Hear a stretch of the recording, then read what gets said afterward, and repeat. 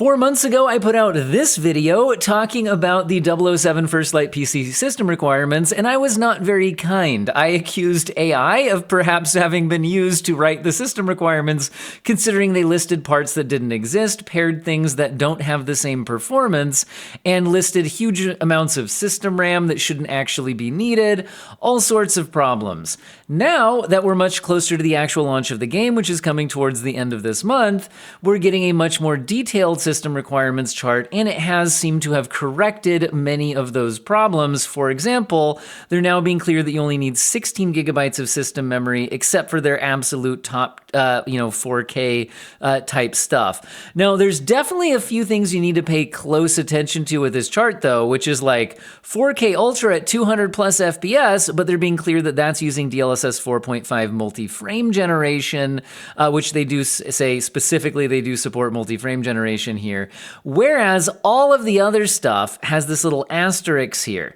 That asterisk indicates that DLSS is not enabled for those categories. In other words, I think we're hitting native resolution with no frame generation for 1080p 30 at low, 1080p 60 at medium, and 1440p 60 at high for these specs. So it's only that one that's using presumably upscaling as well as frame generation to hit those high frame rate targets. Now, one thing that still doesn't make a lot of sense is they are still listing the GeForce GTX 1660 and the AMD Radeon RX 5700 in the same category for their minimum requirement to hit 1080p 30 FPS at low settings. Now, the reason I criticized that in my initial video, and I'm still going to kind of criticize that here, is that those are generally pretty different in performance. The RX 5700 is usually about 30% more powerful. This is the Tech Power Up relative performance chart as kind of evidence of that. And it would make more sense to pair it with a card that had a closer performance amount relative to the 1660. So I think that would just make more sense. They could have used a newer card, like maybe an RX 6500 XT.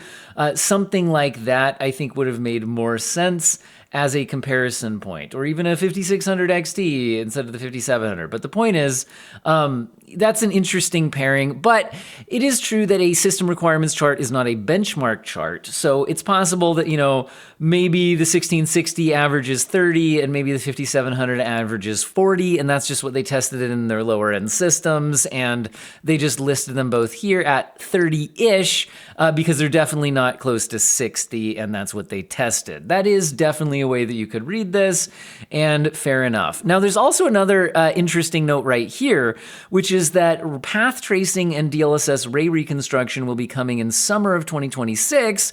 So coming in the summer when this game releases at the end of May, so at some point in June, July, or August, we will get path tracing, but it won't be available at launch.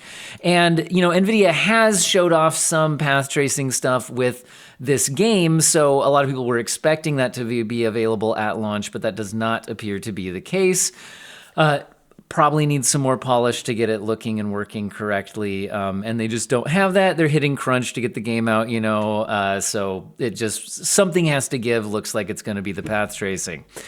Anyway, if we move, before we move up, we could mention the CPUs. So for 30 FPS, an i5 9500 or a Ryzen 5 3500, these are similar performance to what you'd get out of the console CPUs. So this does make me a little bit concerned that are the consoles going to be able to hit 60 FPS in scenes that have a lot of physics going on? When I've looked at the footage that is available for this game, it does seem like there are some scenes with a lot of objects reacting to physics. And in this team's previous Hitman games, there's some built-in benchmarks in Hitman, and the scenes that use a lot of physics actually do get pretty CPU limited. And the actual game itself didn't tend to use a lot of those physics, but the benchmark could.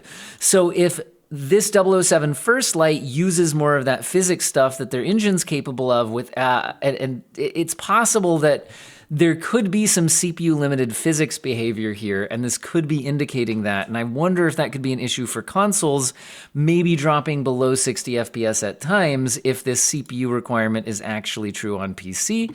But I'm speculating off the system requirements chart. Sometimes these things just don't end up playing out that way. Now, the CPUs jump up to a Core i5-13500 or Ryzen 5 7600 for hitting 60 FPS at either medium or high settings. Notice that resolution doesn't tend to impact CPU very much. So that's actually one thing that I'll highlight that this PC system requirement chart does right that a lot do wrong.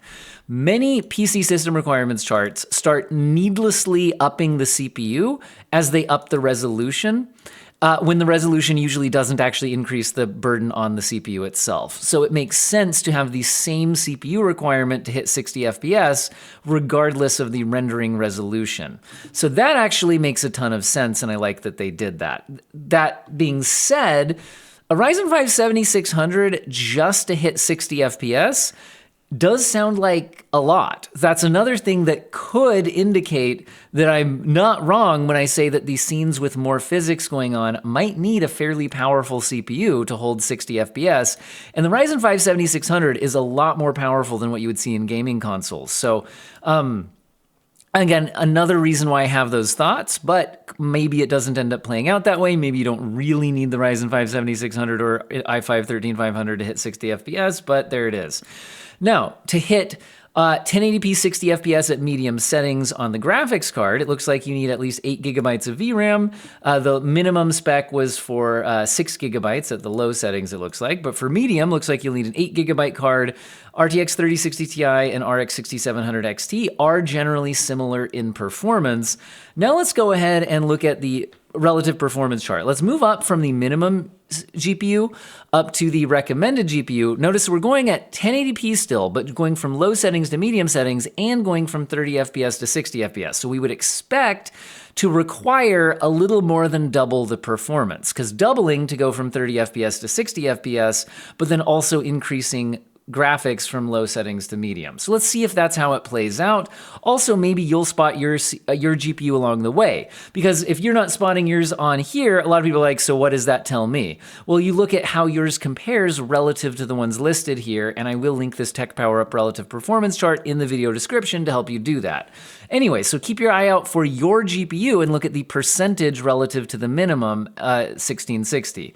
So as I scroll up here, you'll spot some popular GPUs like the 2060, RX 6600, RTX 2070. I'm going to keep scrolling up, and we're looking for the 3060 Ti and the 6700 XT. And look, they're a little bit more than doubling the performance of the minimum GPU. So with that in mind, this actually makes perfect sense. You would expect double the performance to go from 30 to 60 at the same resolution, and a little bit more to go from low settings to medium settings. So that actually makes perfect sense scaling-wise. So that's a good sign that their chart kind of makes sense. Also, the 6700 XT and the 3060 Ti are generally almost identical in performance, unless you're using a bunch of ray tracing, where the 3060 Ti has an advantage, or if you're going over 8 gigabytes of VRAM, where the 6700 XT would have an advantage. So, setting those as the baseline now, you can see other cards that have similar performance level to this. Cards like an RTX 5060, 2080 Ti, 3070, these are all in a similar ballpark. 4060 Ti, 6750 XT, 4060, 5050. You get kind of a range of cards here that are plus or minus 10 or 15% from what they're recommending for 1080p 60 at medium settings. Now, keep in mind, they are being clear that that is at native resolution, not using DLSS. So if you're willing to use like DLSS quality, you'd be able to get a much higher frame rate. So keep that in mind as far as what you're considering the recommended here. You could use a weaker GPU with some upscaling and still hit the 60 FPS, or you could use some upscaling to go beyond 60 FPS. Now, to jump up to 1440p, still 60 FPS, but increasing from medium settings to high settings, they're asking to jump up to an RTX 4070 or a 7800 XT. So let's take a look at how that scales. They're also mentioning that you would want a minimum of 12 gigabytes of VRAM to play at high settings at 1440p. So high settings at 1440p looks like you're not going to get by with 8 gigabytes. Now, this is native 1440p though. All right, so if we leave the 3060 Ti as the baseline, maybe you'll spot your GPU along the way. You can see how it scales here. And let's go up until we hit the 4070. So 4070 is about a 50%-ish increase in performance. So that makes sense since we're staying at the same frame rate, but we're increasing from 1080p to 1440p and from medium settings to high. Also, the 4070 and the 7800 XT are similar ballpark of performance. 4070, if I set that as the baseline, the 7800 XT is generally pretty close. The Tech Power Up chart has it within 3%. Generally, if there's ray tracing involved, the 4070 is more powerful, or if you go over 12 gigabytes of VRAM, the 7800 XT is more powerful. But when none of those issues are occurring, which is what we'd expect here, they would have similar performance, and they're listed in the same spot, so this makes complete sense. Now, looks like to play at 4K 60, and they're saying without DLSS, you would jump up to a 4080 or a 7900 XTX. Also, I should mention at the 1440p 60, if you had a weaker GPU, you could probably hit that by using upscaling, since they're saying that's native resolution, or if you had these GPUs and you wanted to play it above 60 FPS, using upscaling should be able to boost that. So that's the nice thing about them listing it without upscaling, is you could then rely on that to boost past that point, or use a weaker GPU, but rely on upscaling to hit that frame rate. Anyway, so for 4K 60, staying at the high settings, so we're just jumping up from 1440p to 4K, but staying at the same frame rate and graphic settings, we're jumping from the 4070 to the 4080. So how big of a jump is that? 4070 set as the baseline, again, maybe you'll spot yours along the way here, up to the 4080, 45% jump. So there is a big difference between a 4070 and a 4080. Also note that the 4080 and the 7900 XTX are generally very close in performance. The Tech Power Up chart has them set as exactly the same. You know, depending on the game, it can vary a little bit. And again, ray tracing is usually NVIDIA advantage. The XTX does have more VRAM, but in this case, we're talking 16 gigabytes of VRAM. Very few games go beyond that. And they are specifying you would want a minimum of 16 gigabytes of VRAM to play at a native 4K at high settings. So this all seems to make a lot of sense. Then they're saying for ultra settings, you would want to then use a RTX 5080, but they're also saying use DLSS 4.5 to then hit 200 plus FPS, etc. I'm gonna be 100% honest. This addition to the chart feels like a NVIDIA partnership marketing kind of move. So that's what this feels like to me, is them just saying, hey, look what you can do with DLSS 4.5, need an NVIDIA GPU. Anyway, so that's how I'm reading that personally, but it does indicate, you know, there is a higher level of graphic settings that you could get. Since they're not saying what frame generation factor they're even using here, this is utterly meaningless. So this is a useless and meaningless bar in the chart that feels like a marketing move due to probably some sort of partnership with NVIDIA. Anyway, so we'll just leave that as what it is. They do say you need an SSD with 80 gigabytes of minimum space in order to play the game. Let me know what you guys think about the system requirement chart. It certainly seems to be a lot better than their first time around. And I do like that they are being clear that most of these are not relying on DLSS to hit these targets. So if you did have a weaker GPU, you could rely on some upscaling to hit these targets, or you could play at higher frame rates, which I think is the way the system requirements should probably work. Anyway, I hope all of you guys found the video useful and or interesting, and have an excellent day.